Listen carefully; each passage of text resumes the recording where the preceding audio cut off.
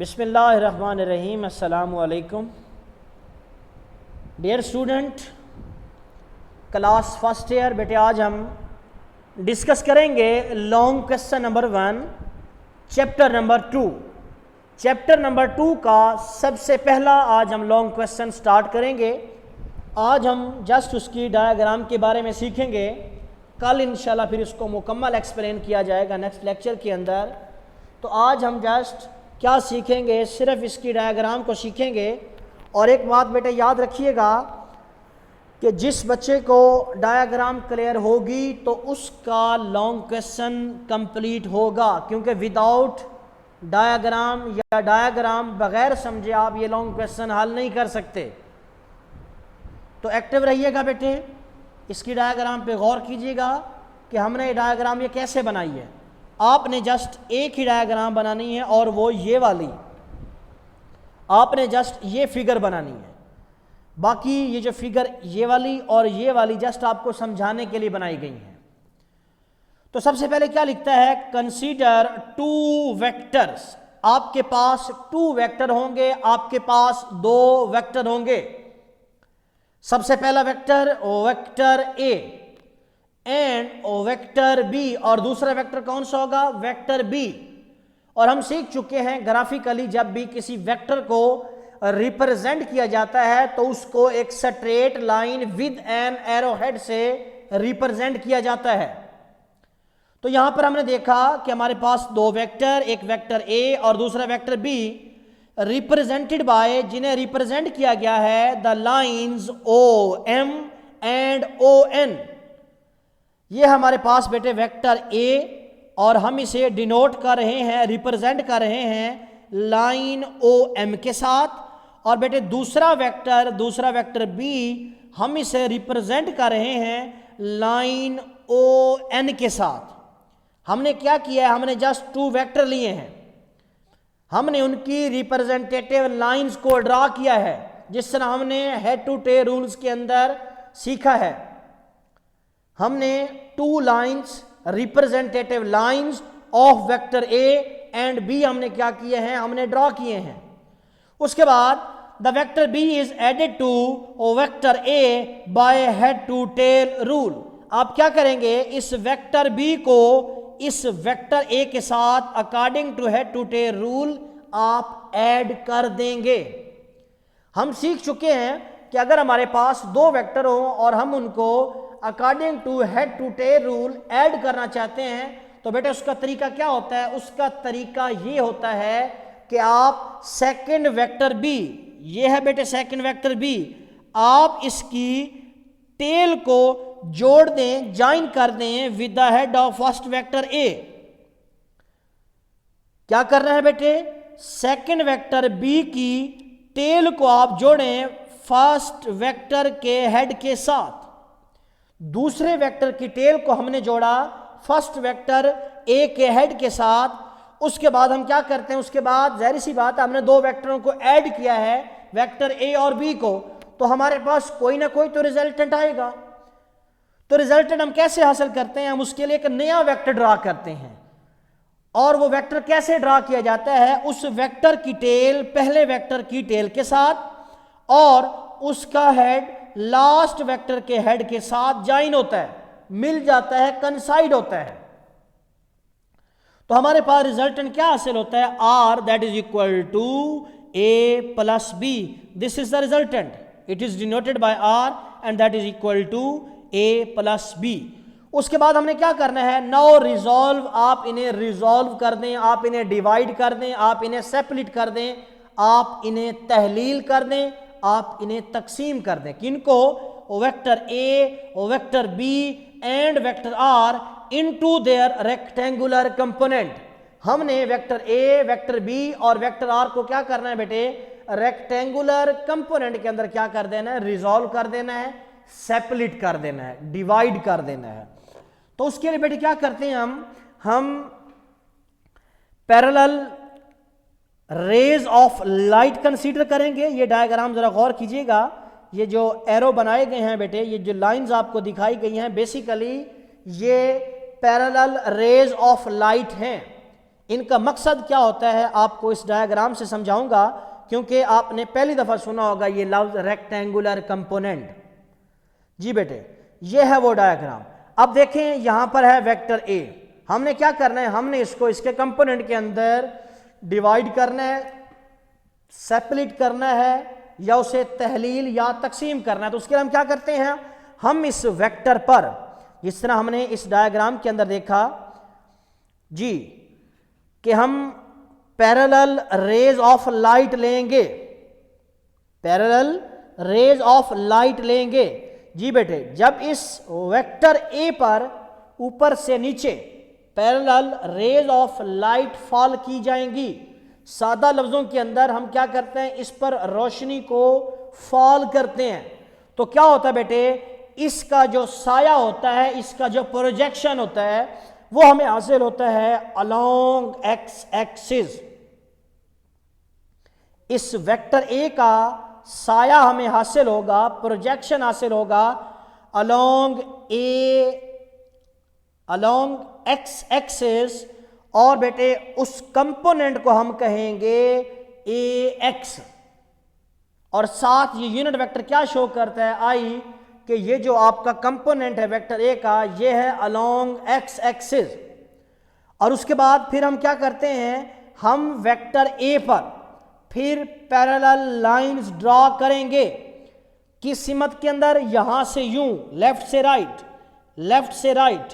रोशनी कहां से कहां फेंकी जाएगी बेटे, लेफ्ट से राइट की तरफ, तो इसका साया हमें कहां हासिल होगा, इसका साया हमें अलोंग वाई एक्सिस हासिल होगा, और उस कंपोनेंट को, उस पार्ट को जो कि अलोंग वाई एक्सिस है बेटे, हम उसे रिप्रेजेंट करेंगे ए वाई के साथ, क्योंकि ये अलोंग वाई एक्सिस है। तो अलोंग वाई एक्सिस के लिए बेटे हम जो यूनिट वेक्टर इस्तेमाल करते हैं, हम उसे कहते हैं जे यूनिट वेक्टर। तो अब वेक्टर किसके बराबर आया, वेक्टर ए बेटे किसके बराबर आया, वेक्टर ए हमारे पास बराबर है ए एक्स आई प्लस ए वाई जे यूनिट वेक्टर। तो इसका मतलब यह है कि वेक्टर ए जो है उसके दो कंपोनेंट हैं, एक है ए एक्स और दूसरा है ए वाई। अगर ये दोनों मिलते हैं, अगर इन दोनों को ऐड करते हैं, तो दोबारा हमारे पास क्या हासिल होता है, हमारे पास एक वेक्टर हासिल होता है। ये उसके पार्ट्स हैं, ये उसके जुज हैं, उसके कंपोनेंट हैं। और उसके बाद हम डिस्कस करेंगे रेक्टेंगुलर कंपोनेंट कौन से होते हैं। बेटा ये देखा जाए कि ये जो आपके पास ये कंपोनेंट है वेक्टर का, ये जो कंपोनेंट है ए एक्स और दूसरा कंपोनेंट ए वाई, ये एक दूसरे पर क्या है, परपेंडिकुलर है, ये एक दूसरे पर क्या है, परपेंडिकुलर हैं। और वो कंपोनेंट ऑफ वेक्टर जो एक दूसरे पर परपेंडिकुलर होते हैं, मीन के आपस में वो 90 का एंगल बनाते हैं, हम उनको कहते हैं रेक्टेंगुलर कंपोनेंट ऑफ वेक्टर। जी, तो अब आते हैं बेटे, हमने क्या करना है, हमने इस वेक्टर ए का कंपोनेंट ड्रा करना है अलोंग एक्स एक्सिस। उसके बाद इस वेक्टर बी का हमने कंपोनेंट ड्रा करना है अलोंग एक्स एक्सिस, और फिर उसके बाद इस रिजल्टेंट आर का हमने क्या करना है, हमने इसका कंपोनेंट ड्रा करने हैं अलोंग एक्स एक्सिस। हमने सबसे पहले क्या फाइंड करने हैं, हमने इन तीनों वेक्टर ए, वेक्टर बी और वेक्टर आर जो कि रिजल्टेंट कहलाता है, हमने इनके क्या करने हैं, हमने इनके कंपोनेंट ड्रा करने हैं, हमने इन वेक्टर को रिजॉल्व करना है इनके रेक्टेंगुलर कंपोनेंट के अंदर। तो उसके लिए बेटे क्या करते हैं, सबसे पहले हम सीखेंगे वेक्टर ए के कंपोनेंट हम कैसे ड्रा करेंगे, हम उसको कैसे रिजॉल्व करेंगे। तो उसके लिए बेटे क्या करते हैं, इस वेक्टर ए पर जिस तरह मैंने आपको सिखाया है, आप ऊपर से पैरेलल रेज ऑफ लाइट को फॉल करेंगे। तो इस वेक्टर ए का साया कहाँ गिरेगा बेटे, कहाँ फॉल करेगा, वो यहाँ से यहाँ तक फॉल करेगा। इस वेक्टर ए का साया, इस वेक्टर ए का प्रोजेक्शन कहाँ बेटे फॉल करेगा, अलोंग एक्स एक्सिस, और यहाँ से लेकर यहाँ तक। और जिस पॉइंट पर फॉल करेगा आप उसको नाम देंगे क्यू, क्योंकि बेटे ये अलोंग एक्स एक्सिस है, और बेटे इसको नाम दिया जाएगा ए एक्स का। फिर उसके बाद वेक्टर बी का हम क्या करेंगे, हम उसका प्रोजेक्शन गिराएंगे बेटे नीचे अलोंग एक्स एक्सिस, और हमें क्या हासिल होगा, हमें कंपोनेंट हासिल होंगे।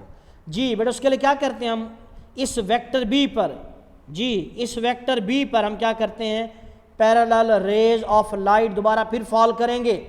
तो बेटे इस वेक्टर बी का साया कहाँ बेटे फॉल करेगा, वो नीचे यहाँ फॉल करेगा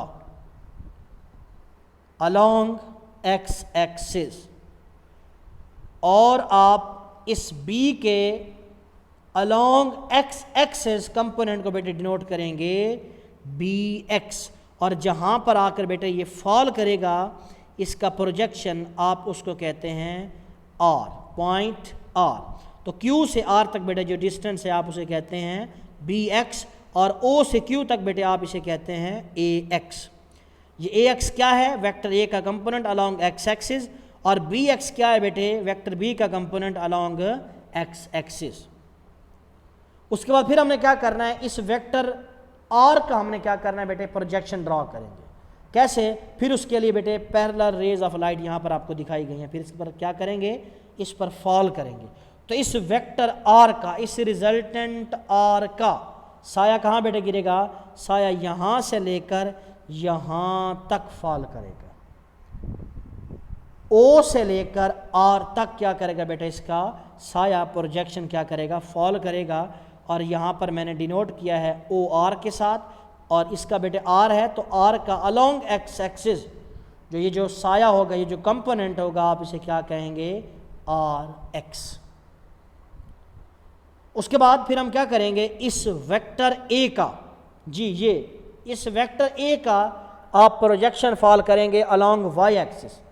उसके लिए हम क्या करते हैं, हम पैरेलल रेज ऑफ लाइट यहाँ इस सिमत से इस सिमत भी फॉल कर सकते हैं, या इस डायरेक्शन से इस डायरेक्शन के अंदर भी फॉल कर सकते हैं। It's clear. क्या करेंगे बेटे हम, अगर हम इस वेक्टर ए का प्रोजेक्शन अलोंग वाई एक्सिस, कैसे वाला, यहाँ से यहाँ यूं, या यहाँ से इधर, क्योंकि ये भी तो आपका वाई एक्सिस है। अगर आप फॉल करना चाहते हैं तो आप क्या करेंगे बेटे, यहाँ से पैरेलल रेज ऑफ लाइट आप इस वेक्टर ए पर फॉल करेंगे, या आप यहाँ से यूं भी फॉल कर सकते हैं। तो जब बेटे यहाँ से light, parallel raise of light इस वेक्टर ए पर फॉल की जाएंगी, तो उसका बेटा प्रोजेक्शन हमें कहाँ हासिल होगा, उसका प्रोजेक्शन हमें हासिल होगा यहाँ इस पॉइंट से इस पॉइंट तक, और आप उसको नाम देते हैं आर एस का, और बेटे उस कंपोनेंट को हम कहते हैं ए वाई। ए वाई क्यों कहते हैं, because this is along Y axis. और सिमिलर इसी तरह वेक्टर बी का आप प्रोजेक्शन ड्रा करना चाहते हैं, आप पैरेलल रेज, रिपीट कर रहा हूँ, आप यहाँ से इधर भी फॉल कर सकते हैं, या आप यहाँ से यूं भी फॉल कर सकते हैं। तो जब इस वेक्टर बी पर पैरेलल रेज ऑफ लाइट यहाँ से यूं फॉल की जाएंगी, तो उनका बेटे साया, उनका प्रोजेक्शन हमें कहाँ से होगा, यहाँ इस पॉइंट से लेकर इस पॉइंट तक। उसका शेडो हमें कहाँ से होगा, एस से लेकर इस पॉइंट तक, और एस से लेकर इस पॉइंट तक, और इस पॉइंट को हम नाम देंगे पी का, और हमें जो कंपोनेंट हासिल होगा, जो शेडो हासिल होगा, आप उसको नाम देंगे बी वाई का। और उसके बाद फिर बारी किसकी रहती है, वेक्टर आर की, रिजल्टेंट आर की। हम क्या करते हैं, हम इसका भी कंपोनेंट हासिल करना चाहते हैं अलोंग वाई एक्सिस। तो उसके लिए हम क्या करते हैं, हम उसके लिए हम यहाँ से फिर parallel raise of light fall करेंगे, जिस तरह मैंने आपको पहले सिखाया था। तो इस आर, रिजल्टेंट आर का बेटे शेडो हमें कहाँ हासिल होगा, हमें हासिल होगा आर से लेकर पी तक, और इसको डिनोट किया है मैंने आर से पी तक बेटे, और ये है बेटे वो शेडो, और आप इस शेडो को कहते हैं आर वाई। तो ये है बेटे रिजल्टेंट आर का कंपोनेंट अलोंग वाई एक्सिस, या आर का शेडो अलोंग वाई एक्सिस। और एक बात और भी याद रखिएगा बेटे, जिस तरह ये पॉइंट एम था और ये पॉइंट पी है, और जब आप यहाँ इस पॉइंट को इस पॉइंट से मिलाते हैं तो हमने उसको नाम क्या दिया था बेटे, एस। और एक बात हमेशा याद रखिएगा कि यहाँ से लेकर यहाँ तक का डिस्टेंस, या यहाँ से लेकर यहाँ तक का डिस्टेंस, ये दोनों इक्वल है। क्यू आर हम लिख सकते हैं बराबर एम एस के। ये भी बी एक्स है तो बेटा ये भी क्या होगा, बी एक्स। क्यों, क्योंकि ये जो पाथ आप लेते हैं ये आप अलोंग एक्स एक्सिस लेते हैं। इसी तरह क्यू एम ये बराबर है बेटे आर एस के, और क्यू एम बेटे किसको डिनोट करता है, ए वाई को, और आर एस ये भी क्या करता है ए वाई को, तो हम कह सकते हैं Q M is equal to R S. तो बेटा ये थी आज इसकी डायग्राम, बाकी इंशाल्लाह हम इनको डिस्कस करेंगे कल।